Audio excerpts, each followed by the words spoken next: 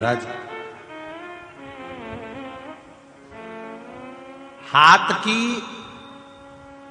भाग्य की रकीलें इस हाथ की मुट्ठी में हो सकती है। आप इन रकीलों को काबू कर सकते हो,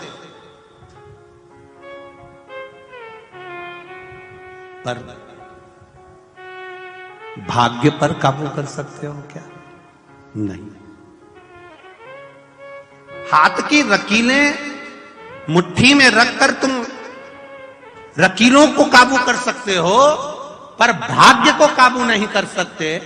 भाग्य को काबू केवल जिसने भाग्य बनाया है, मेरा महादेव, वही कर सकता।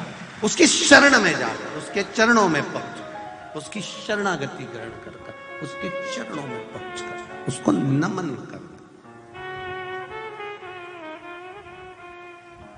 हाँ, उसके चरणारविंद को पकड़ते हैं तो हमें सुख का अनुभव होता है। बहुत शिव महापुराण के कई बातों का बहुत विरोध होता है। आदरणीय सांसद जी, हम लोग कई बार कथा करते हैं तो उसमें कई चीजों का विरोध लोग करते हैं कि शिवलिंग जैसे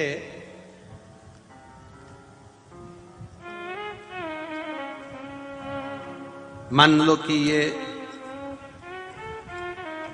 शिवलिंग है, ये जलाधारी है, यहां से पानी नीचे गिर रहा है।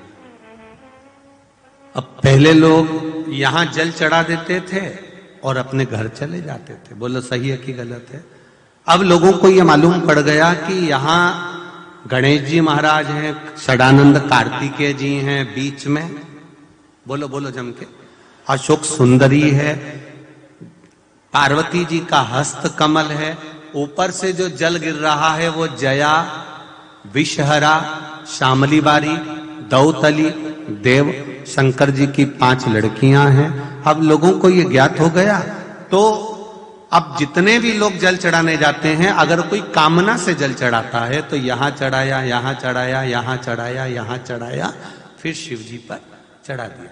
जब आते हैं तो दोनों हाथों से शिव जी के, ये गणेश जी कार्तिकेय की जो जगह है, अशोक सुंदरी की जो जगह है, उसको छू कर आते हैं। बोलो सही है कि गलत है? अब कई लोगों ने इसका भी कहा कि बताओ, शिव जी का स्पर्श करना चाहिए, शंकर जी का स्पर्श करना चाहिए, शंकर जी को जल चढ़ाना चाहिए, शंकर जी का भजन करना चाहिए। महाराज जी ने तो चरण बता दिए हैं कि यहां स्पर्श कर लो।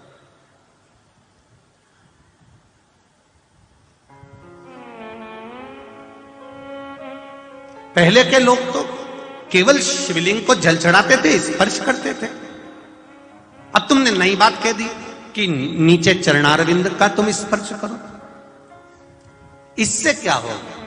तो हमारा उनसे केवल एक निवेदन है कि पहले जो ट्यूब आते थे, ये लगाने का क्रीम होना आता था, सारा सामान आता था, तो ऐसे चौड़े मुंह की डब्बी आती थी। बोलो सही है कि गलत है? ऐसे चौड़े मुंह की डब्बी, अब ऐसे डब्बी को खोलो, उनमें से ऐसा निकाल, ऐसा हो, ठीक है, और डब्बी को वापस बंद कर दो। अब आज का जो नया जमाना है, उसमें चौड़े मुंह की डब्बी नहीं आती, ऐसा लंबा सा ट्यूब आता है। फिर उसको क्या करना पड़ता? खोलो और नीचे से उसको दबाओ, और जब नीचे से दबाया तो वो झट से निकली ना, बाहर आए ना, फिर उसको पोत लिया। मतलब इससे ये सीखना चाहिए कि नीचे से दबाओ, मतलब चरण पकड़ लो तो चाबी का गुच्छा।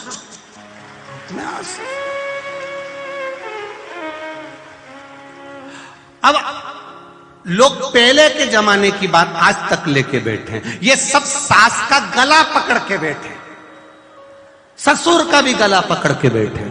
शिव पुराण कह रही है चरण दबाओ, दबाओगे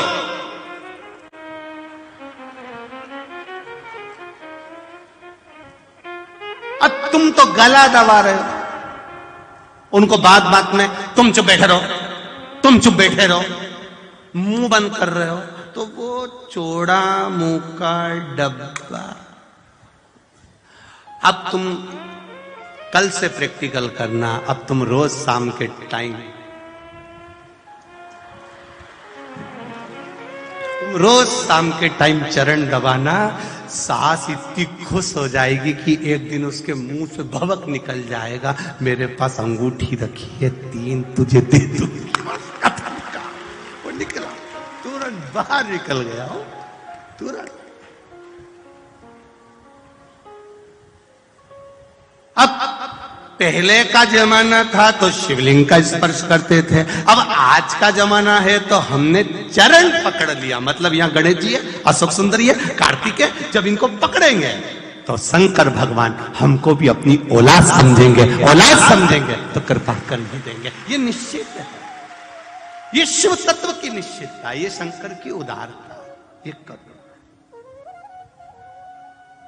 मेरे भोले तेरा सहारा है, मेरी नैया का तू किनारा है, मेरी नैया का तू किनारा है।